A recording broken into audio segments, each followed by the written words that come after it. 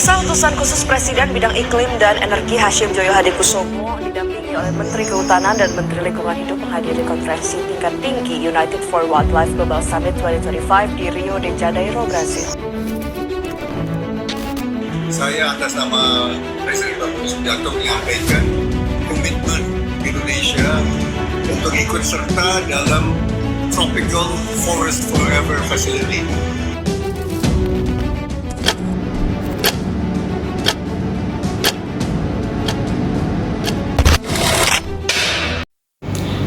Assalamualaikum warahmatullahi wabarakatuh. Perkenalkan, saya Karisma Putri Dianti bersama rekan saya Bararotun Nafida. Kami akan membahas terkait konferensi tingkat tinggi United for Wildlife Global Summit 2025. Baik, dalam podcast kali ini kita akan membahas apa sih Mbak Karisma? Oke, di sini kita akan membahas terkait konferensi tinggi yang akan diadakan oleh Pangeran William di Rio de Janeiro, Brazil. Baik, di dalam podcast ini kita akan membahas tentang konferensi apa saja sih Mbak Karisma? Oke, di konferensi kali ini kita akan membahas tentang perubahan iklim yang ada di Brazil, Mbak Nafida. Menurut Mbak Nafida, apa urgensi dari perubahan iklim di Brazil ini sehingga diadakannya KTT ini? Menurut saya, perubahan iklim terjadi di Brazil ini dilaksanakan sebab adanya indikasi adanya kejahatan lingkungan di Brazil gitu. Oke, berarti adanya kejahatan tentang lingkungan ya Mbak ya. Lalu hubungan dari kejahatan lingkungan ini dengan perubahan iklim di Brazil apa ya Mbak ya kira-kira? Itu karena adanya kejahatan lingkungan itu Mbak Karisma, ini menyebabkan perubahan iklim yang ada di Brazil. Nah, sekarang saya akan bertanya kepada Mbak Karisma, kejahatan lingkungan apa saja nih yang sekiranya bisa mempengaruhi perubahan iklim yang ada di Brazil?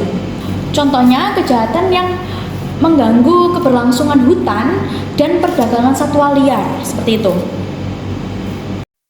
Tadi kan Mbak Karisma menyebutkan tentang itu ya, keberlangsungan ekosistem hutan. Nah, kalau boleh tahu lebih dalam itu apa saja ya Mbak ya yang bisa nih mengganggu tentang keberlangsungan ekosistem yang ada di hutan begitu? Oke, kalau untuk keberlangsungan di hutan itu contohnya seperti illegal mining atau penambangan yang ada di hutan gitu Mbak. Nah, yang selanjutnya itu adalah illegal logging atau mengangkut, membeli dan menjual kayu yang ada di hutan secara ilegal seperti itu. Nah, untuk menurut Mbak Nafida sendiri itu apakah kejahatan tersebut banyak terjadi ya? Kalau dilansir dari itu ya Metro TV yang saya dapatkan tadi, terhitung itu banyak Mbak, sekitar kurang lebih itu 110 sampai dengan 128 US dollar kerugian yang diakibatkan akibat kejahatan lingkungan tersebut. Oke, banyak berarti ya Mbak ya untuk kerugiannya sendiri. Selanjutnya beralih ke negara yang ikut serta dalam konferensi tinggi tersebut, itu ada berapa ya Mbak ya kira-kira Mbak ya?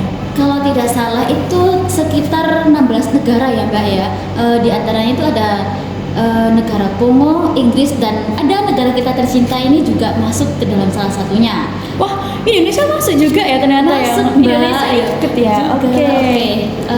Oh iya Mbak, kemarin itu saya sempat baca berita-berita pada di YouTube gitu sama Metro TV itu juga kalau nggak salah itu Indonesia ikut gitu. Setelah Mbak Risma baca-baca nih, Mbak Risma ngerti nggak sih adakah alasan khusus mengapa negara kita tercinta ini bergabung dalam konferensi tersebut gitu?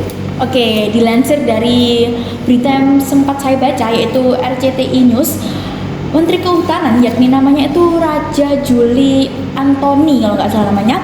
Nah, itu menyatakan bahwa pemerintah berkomitmen untuk mempercepat pengakuan hukum adat yang ada di Indonesia, perlindungan keanekaragaman hayati, dan percepatan pengakuan hutan adat yang merupakan bagian integral dari strategi nasional Indonesia. Seperti itu, Mbak. Oke, setelah kita membahas tentang konferensi ini ya teman-teman, adakah dari Mbak Karisma dulu ya? Dari Mbak Karisma dulu, adakah kesimpulan ataupun pendapat yang ingin disampaikan kepada teman-teman sekalian?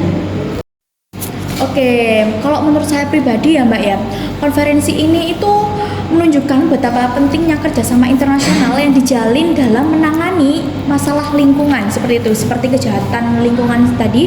Nah, dengan kehadiran 16 negara, termasuk Indonesia salah satunya, menegaskan bahwa isu perubahan iklim dan kejahatan lingkungan bukan hanya masalah lokal, namun ini merupakan masalah internasional sehingga menjadi tantangan bersama dan butuh peran dari berbagai negara dalam menangani kasus tersebut.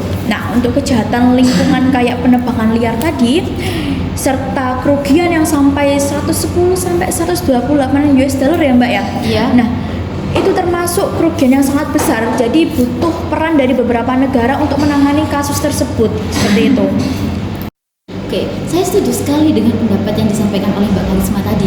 Ekosistem hutan itu mengganggu, ekosistem hutan yang terganggu itu mengakibatkan perubahan iklim yang terjadi di dunia.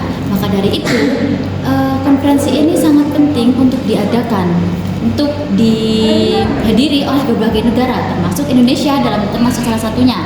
Indonesia sendiri ini dihadiri oleh Hasim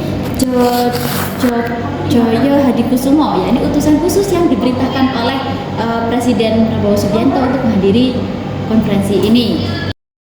Setelah menghadiri acara konferensi tersebut, Menteri Kehutanan juga mengakui bahwa hukum adat yang dilindungi oleh biodiversity itu strategis utama nasional. Dalam hal ini, adanya perubahan iklim di Brazil itu bisa berimbas juga terhadap Indonesia di kemudian hari, sebab Indonesia merupakan negara dengan hutan tropis yang harus dijaga agar tidak terjadi kerusakan lingkungan di kemudian hari. Begitu. Oke, ternyata sudah di penghujung sesi ya.